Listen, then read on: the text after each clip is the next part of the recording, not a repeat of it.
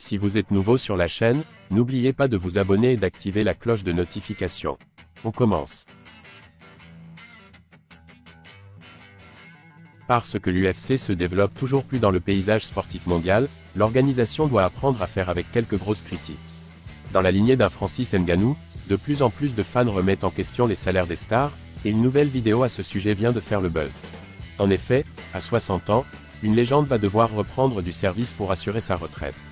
Dans le monde des sports de combat, l'UFC s'est imposé comme le leader incontesté et l'organisation la plus populaire auprès des fans, mais plus le temps passe, et plus les critiques se font entendre sur un sujet bien précis, le salaire des combattants. Grâce à Francis Ngannou et ses revendications avant son départ, certains fans prennent conscience que les athlètes ne sont pas forcément rémunérés à la hauteur de leur talent et surtout des risques qu'ils prennent. Alors qu'un récent rapport est venu secouer Dana White et ses associés, qui se partagent plus de 80% des bénéfices pour eux alors que l'ensemble des combattants doit se partager le reste, une nouvelle vidéo est venue faire le buzz sur les réseaux sociaux à ce sujet. On y voit une légende de l'organisation s'entraîner avant un combat, à près de 60 ans, et pour un internaute c'est un signe assez évident sur l'état de ses finances. Une légende sort de la retraite à 60 ans, Dana White accusé. Mark Coleman sort de sa retraite pour un combat de boxe entre célébrités.